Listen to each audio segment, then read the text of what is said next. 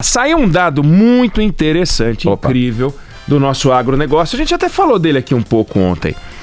O agronegócio produz dados incríveis atrás de dados incríveis, né? Em 2020, a produção agrícola brasileira vai bater um novo recorde, bateu esse ano, e dados do IBGE.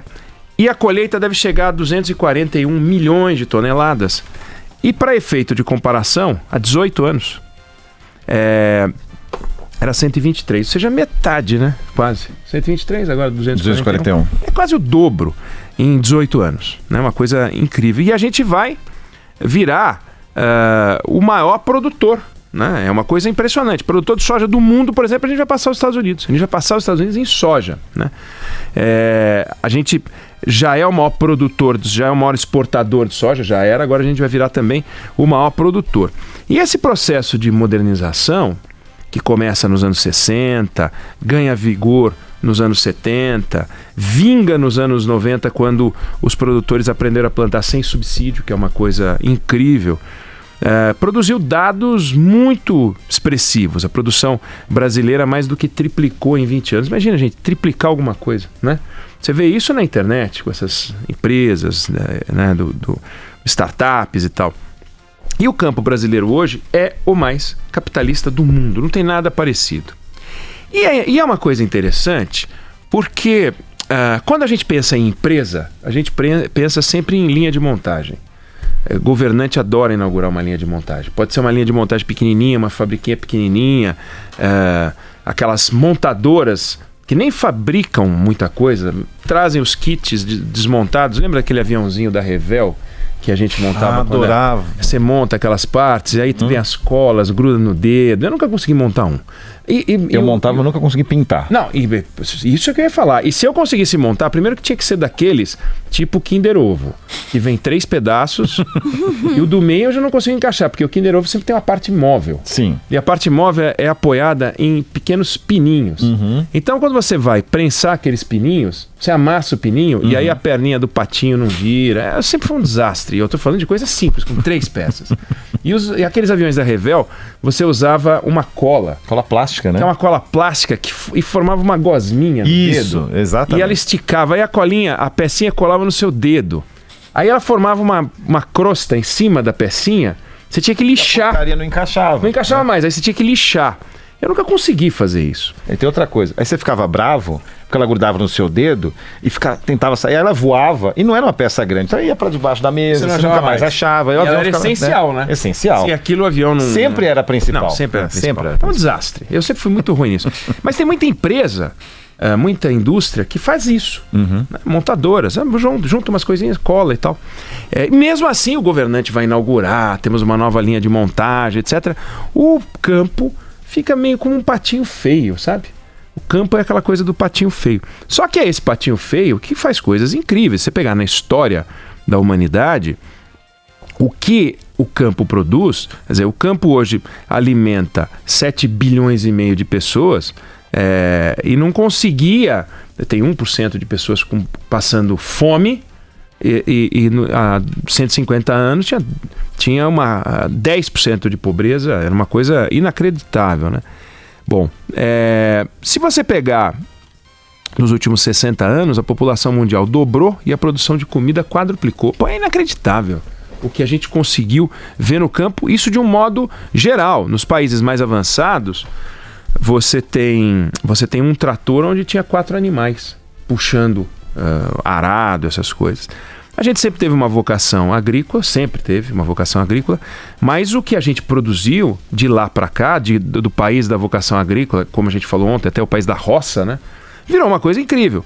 4 décadas, nos Estados Unidos a produtividade em 4 décadas dobrou, no Brasil multiplicou por 4. Produção total quintuplicou. O valor dos grãos exportados aumentou por 10. Nós estamos produzindo do nada. É uma coisa realmente incrível, né? E a gente começou a bater recorde atrás de recorde. Eu gosto de um dado que eu já falei aqui, mas eu realmente fico impressionado. Em 1975, a região que a gente chama de Cerrado, né, produzia 500 mil toneladas de soja. Hoje produz mais de 50 milhões de toneladas de soja. É um aumento de 100 vezes, né? É uma coisa absurda. Você pega o aumento de produção e a área plantada não subiu na mesma proporção. Então aumentou a produtividade.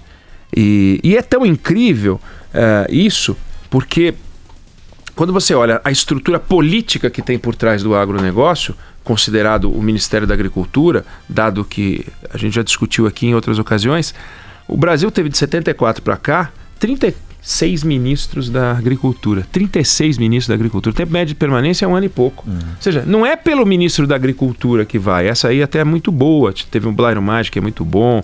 Roberto Rodrigues, muito bom. A gente teve alguns bons ministros da Agricultura. Mas tivemos também uns panaca no Ministério da Agricultura. E ainda bem, não faz diferença. O ministro pode ajudar, mas dificilmente ele consegue atrapalhar muito. E olha que eles tentaram. A gente teve a Polícia Federal fazendo aquela operação carne fraca, que foi um desastre, uma coisa horrorosa. Mas o agronegócio ali, indo. Por que eu trago o assunto do agronegócio? Será que este exemplo do agronegócio não pode servir de inspiração para que a gente possa fazer algo semelhante na indústria? Porque quando a gente fala em indústria no Brasil, o que vem à mente? A gente lembra da Embraer, a gente lembra da Ambev, a gente começa a lembrar de um ou outro setor, mas é difícil a gente listar setores de ponta. Assim, a gente pode falar sobre o milho, a soja, cana-de-açúcar, a gente pode falar sobre suíno, a gente pode falar sobre ave, a gente pode falar sobre bovino. Tem várias coisas no agro para a gente falar. A gente pode falar sobre implementos, mas a hora que a gente fala da indústria brasileira, em quantos setores a gente pode dizer que nós estamos indo bem, destacados, brilhando e tal? Não estamos. É um negócio que vai andando de lado, vai andando para trás. Será que a gente não pode olhar o exemplo daqui? Ontem a gente falava da educação, vamos olhar o exemplo coreano, mas a gente tem um exemplo aqui de capitalismo, de abertura de mercado, de integração, de pesquisa, de novos ingredientes, de novos insumos. E é uma revolução tão impressionante que foi o capitalismo do campo, e não a polícia, e não o exército, e não a política fundiária, que acabou com o MST. O MST, cadê o MST hoje fazendo aquele barulho? Não é mais o que era. Tinha um apoio oficial no governo? Tinha. Mas o MST no governo Fernando Henrique, o MST antes, era uma coisa infernal. Por que acabou? Porque o campo virou cada vez mais produtivo. A ideia da terra ociosa como reserva de valor, ela deu lugar a lugares onde você olha, é açúcar, é café, é fumo, é soja, é laranja. Não tem, ninguém vai ficar com uma terra parada, simplesmente assim. Então, o sem terra foi para a cidade, criou um problema. Nós temos um problema, porque nós temos uma legião de pessoas que fica para lá e para cá. E é uma coisa tão incrível esse do sem terra, porque eles entravam nas filas e ganhavam sua terra. Aí começavam a produzir. Como o dom da produção não é divino, é preciso que você tenha talento e trabalhe, acorde cedo. Nem todos aqueles que estavam na fila tinham dom, tinham talento. Nem todo mundo que faz curso de panificação vira padeiro e vira bom padeiro. Então alguns entravam na fila porque os pais foram sem terra, ou porque eles tinham esperança de ser sem terra, ou foram convocados para entrar na fila, não vem ao caso. Mas alguns eram bons. E aí eles começavam a produzir. Resultado, eles compravam a terra do vizinho. Porque essa é da alma humana. Aí ele comprava a terra do vizinho e começava a produzir mais. Aí ele comprava outra terra. E aqueles que vendiam a terra saíam de lá. Resultado, iam entrar em outra fila. Ou uma fila de pessoas dependentes em outra área e tal. E mais, tinha também aquele casal que ganhava a terra, crescia, ficava maduro, tinha filhos. Os filhos, então, queriam terra também. Aí entrava de novo na fila. Então, uma coisa muito louca que aconteceu no nosso meio. Além de vencer essa miséria, porque o movimento do sem terra é um movimento de pessoas miseráveis, não é um movimento de pessoas enriquecidas que querem cada vez mais terra. Mas além de vencer isso, o capitalismo no campo, ele acabou com algumas coisas que são muito loucas. Uma delas é a colheita da cana-de-açúcar feita por boia fria, sabe, os cortadores de cana. Cadê essas pessoas, né? O boia fria, a figura do boia fria, também hoje não é mais o que já foi no campo. O campo está cada vez mais, nesse sentido, sofisticado. E se você voltar no tempo, você vai ver trabalho análogo à escravidão. E hoje você vai procurar isso, pode até achar aqui e ali, mas são nos rincões e é muito difícil você encontrar. Um canavieiro num dia de trabalho, ele fazia 3.000 flexões na coluna. 3.000 flexões. 3.000 flexões, mas nenhum atleta faz 3.000 flexões em trabalho de treinamento. Depois de 10 anos de trabalho, fazendo 3.000 flexões por dia, sem dar descanso para a musculatura, o que acontecia com ele? Ele estava inabilitado para o trabalho. E aí, como é que ele ia viver? Ele não conseguia trabalhar, era novo demais para se aposentar, a aposentadoria rural é um desastre. Então, como as coisas funcionavam? Hoje, você pega uma colheitadeira, ela faz o serviço de 120 homens trabalhando 20 horas por dia, não tem sábado, não tem domingo, não fica doente. Cria outra discussão. Onde é que essas pessoas todas vão trabalhar? Mas o importante é, não podem trabalhar como trabalhavam, porque aquilo não era humano. Então o campo, aos poucos, foi produzindo histórias cada vez mais interessantes, cada vez mais sofisticadas, cada vez mais modernas, e dando exemplo que não aparece demais porque ele fica no interior. O que a gente vê é a fatia a gente chama de agronegócio, é a fatia do agronegócio que aparece no supermercado, é a fatia do agronegócio que aparece na nossa vida de um modo geral. Quando você compra lá um pote de açaí com banana, aquilo ali tem agronegócio no meio, né? Quando você chega no supermercado e compra uma torta congelada de frango, aquilo ali tem agronegócio no meio. Tem o trigo, tem o fermento, tem o frango, tem o, sei lá, o que mais tem lá dentro. Mas palmito, sei lá o que diabo tem, mas ali tem azeitona. Uhum. Aí tem agronegócio. Quanto de indústria tem nisso, quanto de agro tem nisso, depende muito do tipo de produto. Você vai no setor de hortaliças, você vai menos, você vai nesse setor mais industrializado, mais a agricultura mesmo, a fatia agrícola brasileira, campo, é 5% do PIB apenas, 5%.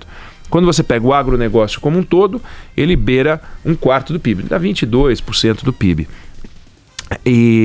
Então é lá que a gente tem que olhar sempre que possível, quando aparece um dado como esse, um dado extraordinário como esse, em que a gente está passando a produção do país mais capitalista do mundo. Aquele que consegue produzir em outras áreas, inclusive na área de serviços, produzir conhecimento. E o Brasil não consegue produzir muito conhecimento na área de serviços e conhecimento na área industrial. Mas no campo a gente consegue. Então é lá que a gente tem que olhar. Aqui no Band News no meio do dia, no nosso hashtag MDD, de vez em quando a gente discute esses dados, apresenta, até para que as pessoas tenham clareza da revolução quase invisível, porque o que dá para mostrar disso? Né? É diferente, por exemplo, você vê um avião voando, um avião da Embraer, a Embraer lançou um novo avião, então esse é um modelo com 120 lugares e tal. Se eu te apresentar um novo modelo de soja, não tem aquela grade com farol redondo, né? Espelhinho quadrado, não tem nada disso, farol de milha, sensor de chuva. É um grão que tem tecnologia ali pra caramba, mas você olha, é um grão. Grão é um grão. Qual é a diferença entre um e outro? Então, não é algo que você possa ver. Aí você fala assim, não, mas olha só como a produtividade aumentou, e aumentou brutalmente. Tá bom, você olha o campo improdutivo, quer dizer, produtivo, mas dos anos 2000 e o campo produtivo de hoje, você vê um campo verde. Aí você fala, não, mas você não percebe que nós estamos tirando mais grãos por hectare? Não dá para perceber. Não dá para perceber. Aí você colocar um monte de saco também, não dá para perceber. Daí porque é uma revolução invisível. A revolução industrial, ela não é invisível, ela é visível. Ela é muito transformadora no nosso modo de vida. Então, aqui eu estava tentando abrir o meu tablet e travou e tal. Você não vai ver um milho travar, né? Então, não tem muito... Não é tão sensível assim. As pessoas não ficam impressionadas. A gente fica impressionado com a viagem espacial, a gente fica impressionado com o carro elétrico, a gente fica impressionado com essas tecnologias, smartphones, 5G. Só que todas essas tecnologias, de alguma maneira, elas estão no campo. A internet hoje, o campo são uma coisa só. O georreferenciamento, os sensores desses aparelhos. Já falei aqui, você entra numa colheitadeira, pega um piloto de avião, de Boeing, dá a chave da colheitadeira, aquela chave que vem com a perninha de coelho, sabe aquela... com o chaveiro da patinha de coelho. Sim. E fala, vai lá, liga esse negócio e desloca 1 metro. O cara não desloca, um piloto de Boeing, não consegue. Porque é um negócio tão tecnológico. Você olha, se vocês procurarem na internet, procurarem as colheitadeiras mais modernas que tem, você olha aquilo, é um cockpit de avião. né, com várias câmeras, que tem câmeras variadas, e tem também umas telas e várias alavancas e sensores e tal, tudo para ir corrigindo o solo conforme vai colhendo e tal. Então tem uma grande transformação. E esse dado que saiu hoje é absolutamente extraordinário. A gente dobrou praticamente em 20 anos, a gente fez uma produção inacreditável, estamos conquistando e viramos de patinho feio do mundo no agronegócio, o grande personagem do agronegócio, razão pela qual a gente tem que cuidar muito disso, que é nosso bem mais precioso hoje.